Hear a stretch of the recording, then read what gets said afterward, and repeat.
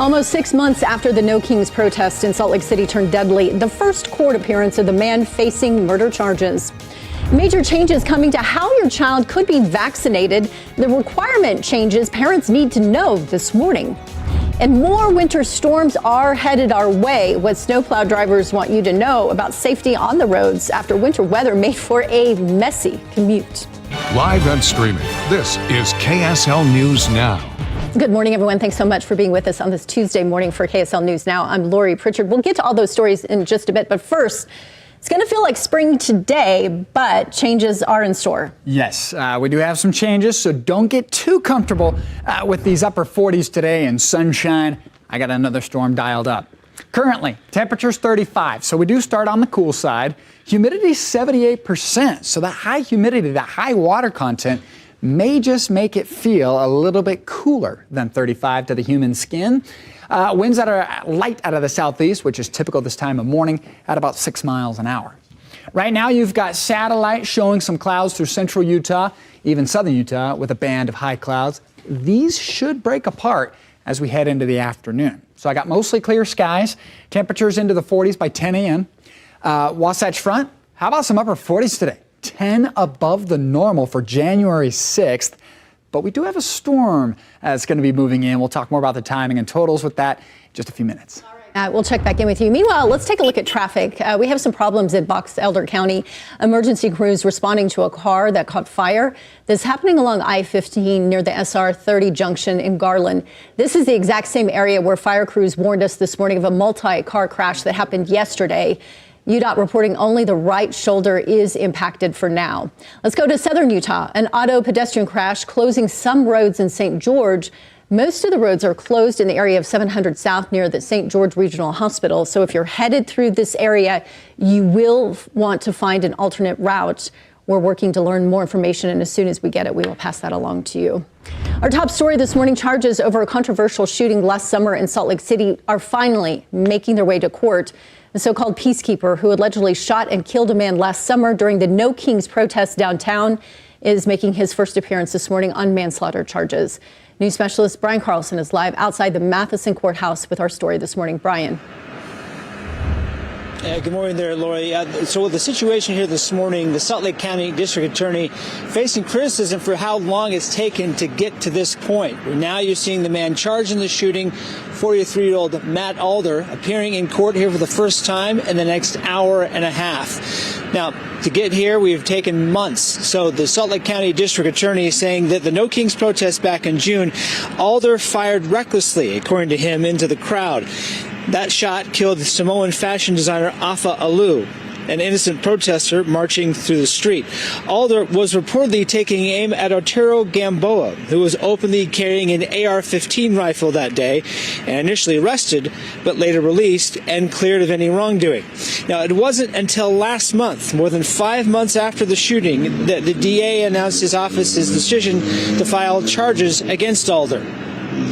We are filing one count of second-degree manslaughter against Matt Alder, and also formally declining any charges against Mr. Arturo Gamboa. Now, these charges Alder is now facing today are something that Afa Alu's widow has been publicly pushing for since October. At last check, Alder remains free and received a summons to appear in court here this morning. So what can we expect here in court today? Well, again, this is just an initial appearance. So that means it will be short, it will be virtual, and it's just the beginning of the process for this court case. But we will expect to see Alder in court in person here today in the next hour and a half. Live downtown, Brian Carlson, KSL 5 News. Back to you. And of course, it's something that we will be following. Brian, thank you for that update this morning. Also happening today, the man charged for killing Santaquin Police Sergeant Bill Hoosier and of assaulting deputies while in jail for that crime will be in court. 43-year-old Michael Jane was charged with 9 felonies, including the capital offense of aggravated murder, after reportedly driving a semi-truck that hit and killed Sergeant Hoosier in 2024.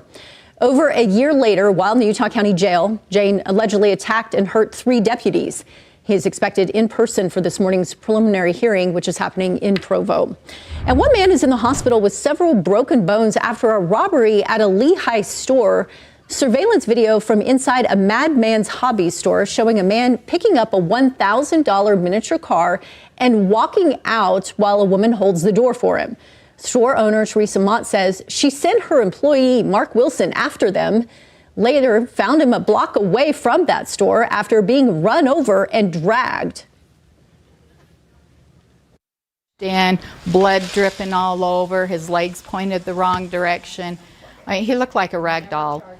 Lehigh police have not identified the suspects involved. Mott says they were driving a newer black Dodge Ram with black rims and tinted windows. In other headlines this morning, ousted Venezuelan leader Nicolas Maduro and his wife are back in jail after their appearance in federal court in Manhattan. The couple pleaded not guilty to drug trafficking and other charges. Maduro told the judge that he is still the president of Venezuela. He was represented by Barry Pollock, a well-known lawyer based in Washington, D.C. Maduro's wife, Celia Flores, was represented by Mark Donnelly, a former federal prosecutor based out of Houston. Utahns rallying in front of the offices for Utah Senators Mike Lee and John Curtis because of President Trump's actions inside of Venezuela. A group of people called on the two senators to vote to limit the president's war powers in the country. That measure is a direct response to the weekend attack on the country and the arrest of Venezuela's president and his wife on narco-terrorism charges. Now, the bill currently has the support of at least one Republican Kentucky Senator Rand Paul. Democrats say they're working to convince more GOP lawmakers to join before a vote, which is expected to come on Thursday. In the meantime, Utah Governor Spencer Cox siding with President Trump on this attack, saying he supports the effort to stop the spread of illegal drugs here in the U.S. In a post on social media on Monday, he pointed to efforts in Utah, including the Fentanyl Task Force, which is focused on helping people get clean and stay clean. New video this morning of first responders rushing to help during a shooting and fire at a Church of Jesus Christ of Latter-day Saints building in Michigan last year. Police were talking about the thick smoke moments before that roof collapses. Heads up!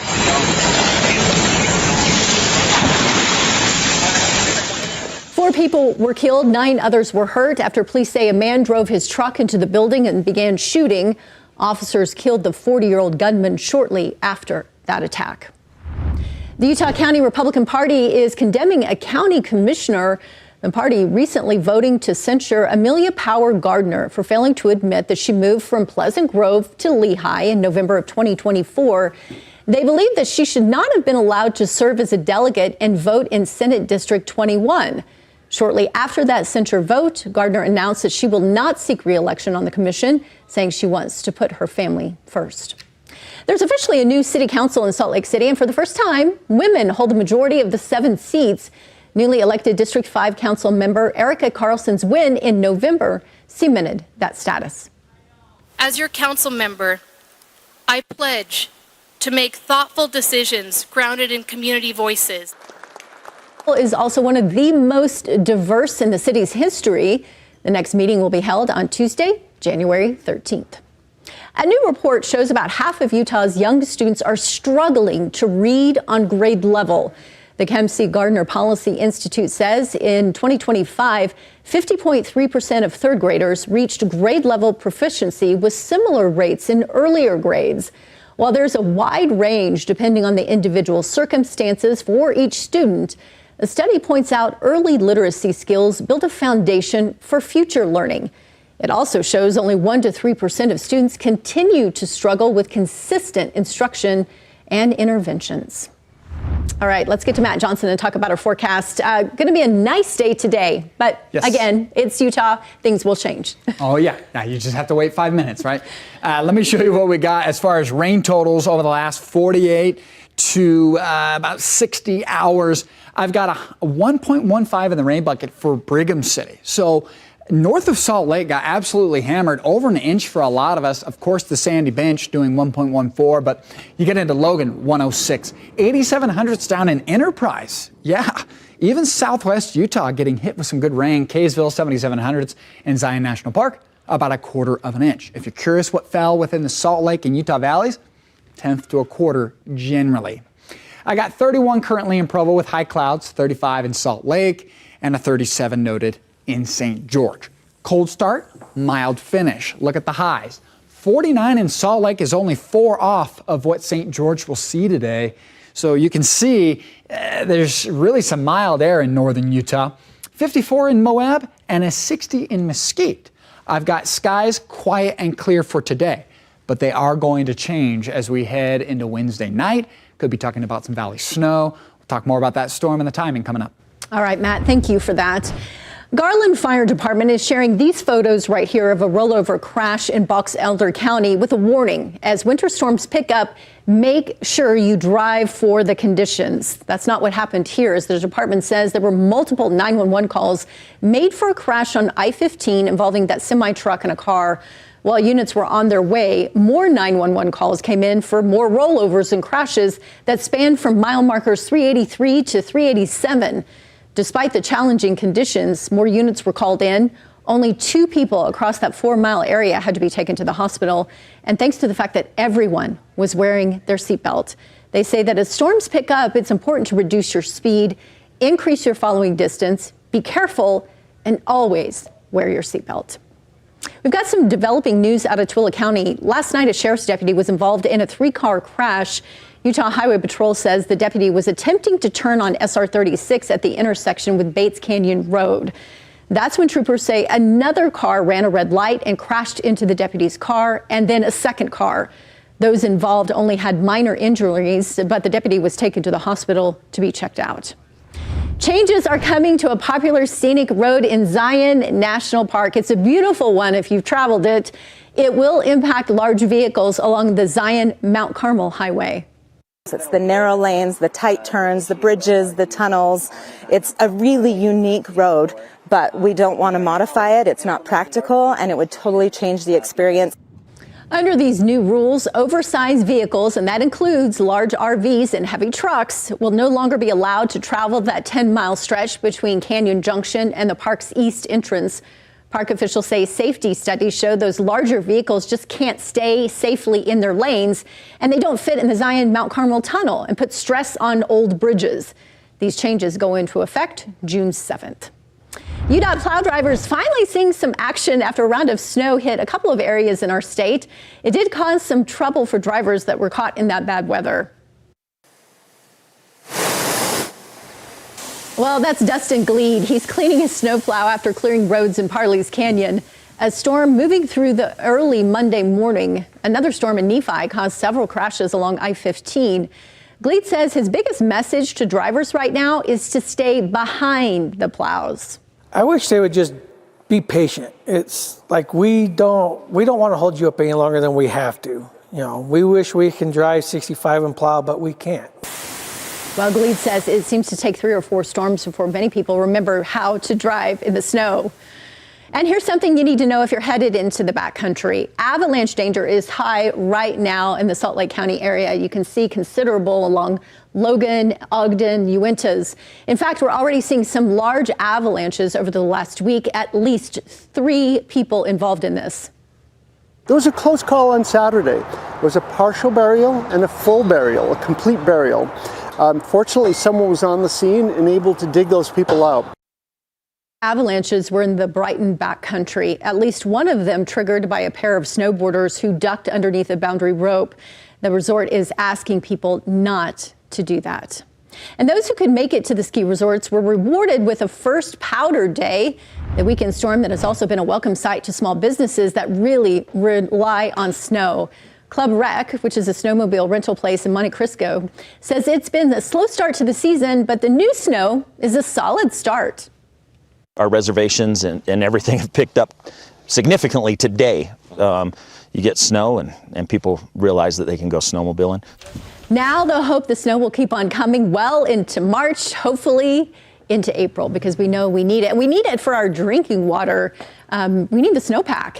Yeah, I mean, we need it not only for recreation and economical purposes, but we also need it for that drinking water, right? Let me show you what we got. Alta ski area, whoa, it was coming down heavy yesterday. Snowfall rates reaching 1 to 2 inches an hour. Tyler Struss with the credit there as they were weaving in between the trees, and it was fresh, folks. Look at these hot off the press this morning. Snow totals around 29 inches for Solitude and Alta, Brighton did 28, 26 at Snowbird, Park City Mountain, Powder Mountain, and Deer Valley, 1.5 feet or more by a couple of inches. This was our biggest storm yet this winter season. And I know it's not saying much because we can easily do 40, 50, 60 inches. But here we are. This is the best we can get so far. Over a foot for Snow Basin and Beaver Mountain. But the lower elevation resorts, Cherry Peak, Sundance, and Nordic Valley, struggling to get that snow going. It was mostly rain for those guys.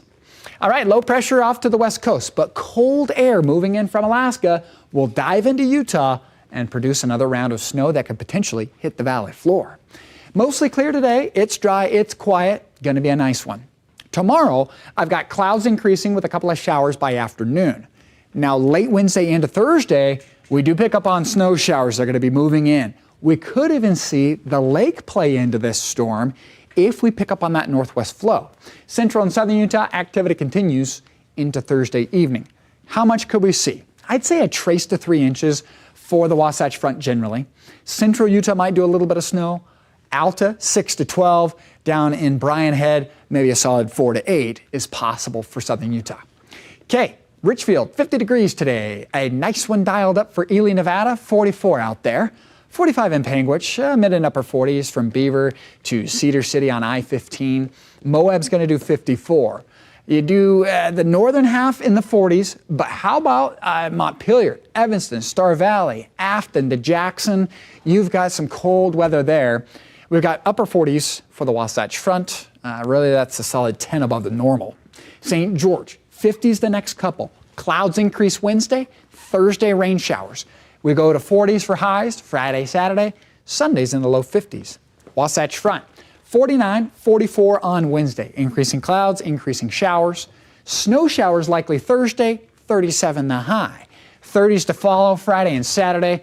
How about some haze, though, returning, Lori, as we get into the weekend? High pressure is going to park overhead. Oh, we don't like that haze. All right, Matt, thank you for that. Meanwhile, this morning, the Church of Jesus Christ of Latter-day Saints is celebrating 100 years of its Institutes of Religion program. Officials say it started back in 1926 with one building near the University of Idaho. It has now grown into a worldwide program with more than 2,700 locations in more than 170 countries. They say the mission of the program is to help young adults grow as disciples of Jesus Christ. The centennial milestone will be celebrated during a worldwide devotional for young adults on February 1st. Nearly 6 years after the 2020 earthquake damaged Salt Lake City's historic Holy Trinity Greek Orthodox Cathedral, the church is waiting on the federal government to begin renovations. The church leaders say FEMA has agreed to cover about 90% of the renovation costs. But the latest government shutdown delayed reviews and approvals, pushing back that project. Construction was originally expected to begin this spring, but may now be delayed until late summer or even fall. The damage turned out to be more serious than first believed, requiring up to $30 million in structural repairs and a full interior teardown. In health news this morning, health experts are expressing concern over the Department of Health and Human Services decision to recommend fewer vaccines for most American children. A number of recommendations remain intact, including those for the measles, mumps, and rubella, and immunizations against polio, chickenpox, HPV, and others. But officials are narrowing recommendations for some vaccinations, including hepatitis A and B, to children who are broadly at higher risk for infections. Some experts worry, though, reduced vaccinations could lead to more preventable infections in children. Drug maker Novo Nordisk announced its weight loss drug Wegovy is available as a pill for less than $150 a month. The program is for the starter dose of the popular drug. It's an option for people who don't want to do a weekly injection. The company says its higher strengths will also be available in pill form at different price points by the end of this week.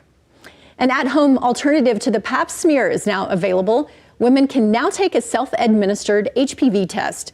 As according to recommendations released Monday by the Health Resources and Services Commission. It's available to those between the ages of 30 and 65 with an average risk of cervical cancer. Insurance companies must adhere to the new screening guidelines by the beginning of next year. A record-breaking $134 million is headed to Utah schools next year, and the money is not coming from taxpayers. It's a 20% increase thanks to the state's land trust. How the money is spent is determined by each school with the direction of community councils. It's money that can be spent on critical needs in education, things like getting elementary children fluent in reading who are struggling. Now that I've gotten older, I can see where those funds really made a difference in the lives of students. This is a program that has really proven itself, and for the opportunity for it to continue and grow really is exciting. The community council is made up of educators and parents. They decide how each school can spend its money, and you can find a full list of how the funds are allocated on your school board's website. All right, let's get back to Matt Johnson. You said haze, and that's certainly not good news right now. Yeah, we've got one more storm, and then high pressure is going to build in and block storms for a while. So be ready for some air quality concerns as we head into the weekend and next week. Currently, the temperature is 35, winds are light out of the southeast at about 6 miles an hour, and the humidity is quite high for the Salt Lake Valley. It's clear from Logan to Provo, but you got high clouds there through central and southern Utah. They won't be doing anything for us today, but you'll see them. High clouds to start, 41 at 10 a.m. We go to upper 40s with some low 50s possible even along the Wasatch Front. It's another day of quiet weather, and yes, temperatures way above the normal. But we are talking about some snow chances Thursday morning, Lori, so getting the word out there. I'm happy about that. Thank you. Beginning this weekend, Bryan Head Resort is inviting skiers and snowboarders to join U.S. Forest Service Rangers on the mountain as part of its Ski with a Ranger program. This free ranger-led tour, they're held on the second Friday of each month this winter and spring. The tours focus on forest health and local geology within the Dixie National Forest. And you can join this Friday at 1 o'clock as long as you have a lift ticket or season pass with the resort. No reservations are required. Salt Lake City's in the spotlight in the newest episode of Antiques Roadshow when one discovery turned out to be a real showstopper. During filming last summer at Red Butte Garden in Salt Lake City, experts appraised thousands of items, but one stood out, a 1937 copy of The Hobbit. That is valued at 6 figures. The book is one of a list of treasures that were found here in Utah, including Babe Ruth memorabilia and a handwritten note from President Ronald Reagan. Well, some kids in Salt Lake City can now enjoy a newly refurbished basketball court inside the Northwest Recreation Center. The Utah Jazz and Delta Airlines teamed up for this project, and they unveiled it Monday afternoon. Junior Jazz players were first to shoot some hoops after the ribbon-cutting ceremony at a free clinic. Utah Jazz and Delta plan to update 8 community courts in the coming years. These community courts matter. They create access, remove barriers, and give kids a safe, high-quality place to play, learn, and grow through sports. Junior Jazz is the longest-running youth basketball league in the NBA. Thank you so much for joining us for this segment of KSL News Now for this Tuesday morning. We leave you with a live look to downtown Salt Lake City as we wake up. It is going to be a great day, spring-like temperatures, according to Matt Johnson. Enjoy it. Have a great day.